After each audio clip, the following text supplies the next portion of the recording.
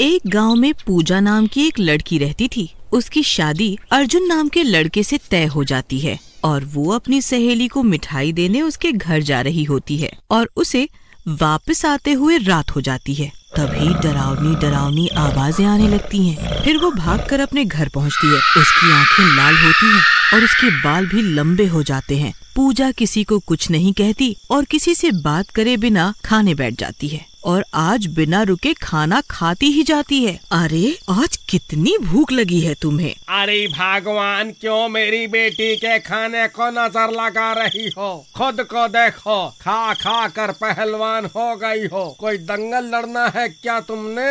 अजी क्या कहा आपने?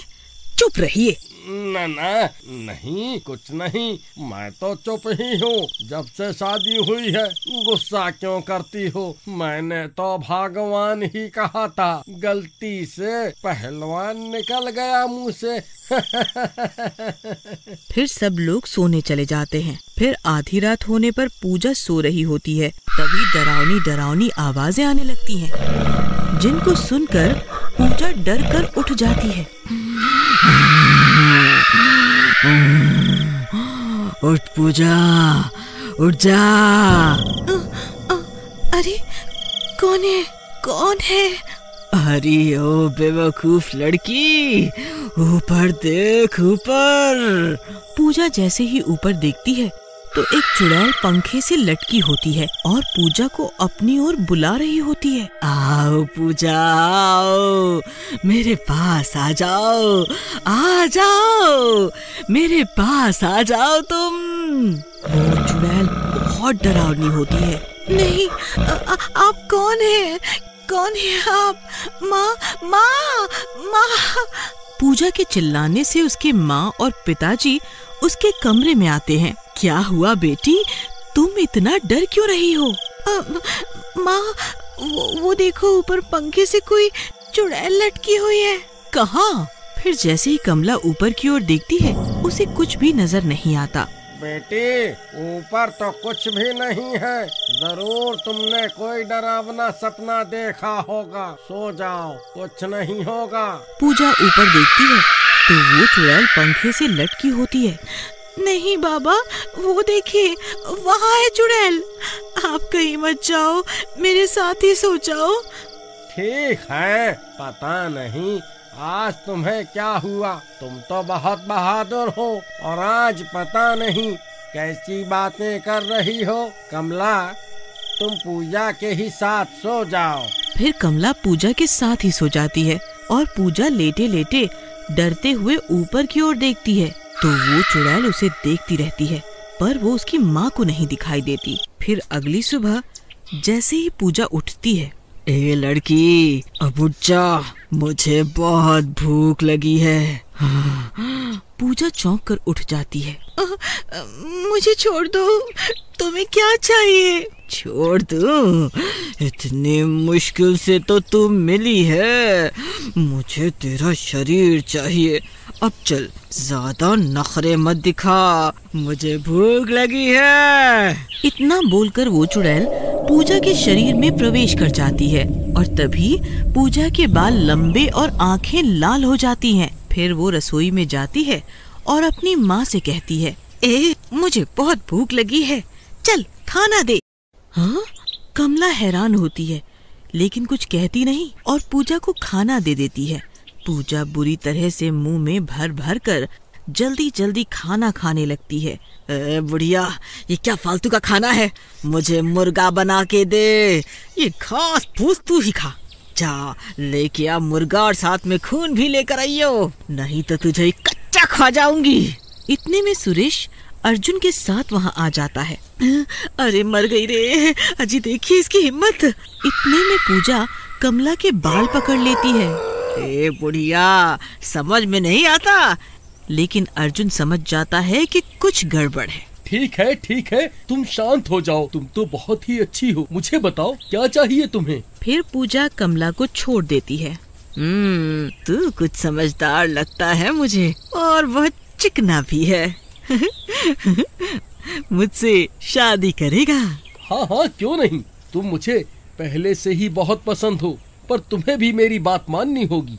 ठीक है, पर मुझे भूख लगी है। पहले मुझे मुर्गा खिला दे, मुर्गा। ठीक है, जाओ तैयार हो जाओ और चलो मेरे साथ। फिर पूजा तैयार होने चली जाती है और अपने कमरे में जाकर अपने लंबे बाल संवारने लगती है। पापा जी, मुझे लगता है पूजा पे किसी चुड़ैल ने कब्जा कर लिया है और अब पूजा का शरीर उस चुड़ैल के वश में है। हमें इसे बहला फुसला कर ले जाना होगा। मैं जानता हूँ ऐसी जगह जहाँ अच्छे अच्छे भूत उतारे जाते हैं। बस आप हाँ करो। अरे ये क्या कह रहे हो? ऐसा कैसे हो सकता है? अरे नहीं, ऐसा नहीं हो सकता। नास पीटी चुड़ैल, तेरा बेड़ा गर्क हो जाए। तुझे मेरी बेटी ही मिली थी क्या? हे भगवान, ये कैसे हुआ सब पता चल जाएगा। अब चलो। फिर सब लोग पूजा को तांगे पर बैठा कर ले जाते हैं। अरे राजा जी, मुर्गा कब खिलाओगे? मुर्गा, मुझे नहीं जाना तुम्हारे साथ। तुम भी झूठे हो। हाँ, मुर्गा खाने ही जा रहे हैं। फिर वो एक खाने की दुकान पर रुकते हैं और उसे मुर्गा लेकर देते हैं। वो खा लेती है। मजा आ गया, ये तो बहुत स्वादिष्ट है। इसमें तो बहुत स्वाद है। चल अब खून भी ला दे, खून भी ला दे। हाँ। खून तो अभी खत्म हो गया है, बाद में पिला दूंगा। मुझे गुस्सा मत दिला। फिर वो अर्जुन को हवा में उठा लेती है।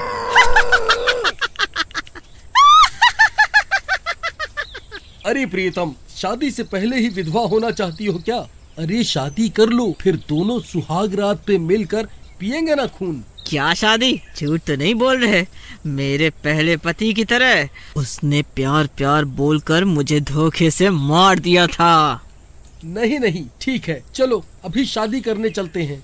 लो बेटी, लड्डू खाओ, मुंह मीठा करो इसी बात पे। फिर वो चुड़ैल जिसने पूजा के शरीर पे कब्जा किया होता है, शादी की बात सुनकर खुश हो जाती है और अर्जुन को छोड़ देती है और लड्डू खा लेती है। फिर उनके साथ चली जाती है।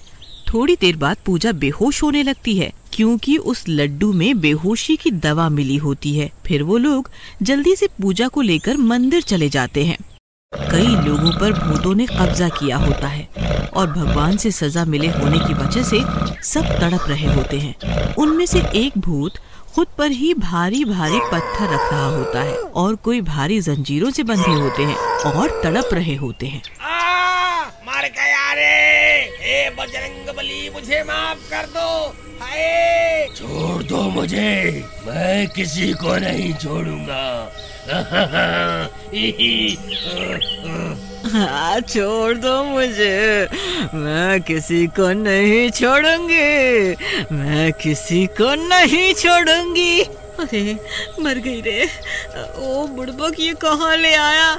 यहाँ तो कितने सारे भूत अपनी मुंडी घुमा रहे हैं। यहाँ तो हम पर ही भूत न चढ़ जाए। मुझे बहुत डर लग रहा है बेटा, मुझे बहुत डर लग रहा है। कुछ नहीं होगा माँ, यहाँ भूत चढ़ते नहीं, बड़े बड़े भूत उतरते हैं। फिर वो लोग पूजा के हाथ और पैर बांध देते हैं। तभी पूजा को होश आ जाता है। ये मुझे कहाँ ले आया धोखेबाज। तभी कमला पंडित जी को बुला लाती है। पंडित जी आते हैं और पूजा के माथे पर हनुमान जी का सिंदूर लगाते हैं। बोल, कौन है तू? छोड़ दे इस लड़की का शरीर। नहीं, ये क्या कर रहा है पंडित? एक बार मेरे हाथ खोल दे, फिर बताती हूँ तुझे। तुम भगवान के मंदिर में आई हो, यहाँ सबके साथ इंसाफ होता है। अब मैं अपने पति से बदला जरूर लूंगी, तभी मेरी आत्मा को शांति मिलेगी। तुम पूजा के शरीर को छोड़ दो, हम सब मिलकर तुम्हारे पति को सजा जरूर दिलाएंगे। अरे मर गई रे, मर गई है भगवान, मेरे पति को जरूर सजा दिलाना। मुझे मुक्ति दो, मुझे मुक्ति दो। उसे मुक्ति मिल जाती है और वो पूजा का शरीर छोड़कर चली जाती है। अगर आप भी बहुत सारे प्राइजेस एंड कैश जीतना चाहते हैं तो डाउनलोड कीजिए हेलो ऐप, लिंक डिस्क्रिप्शन में है। Thank you.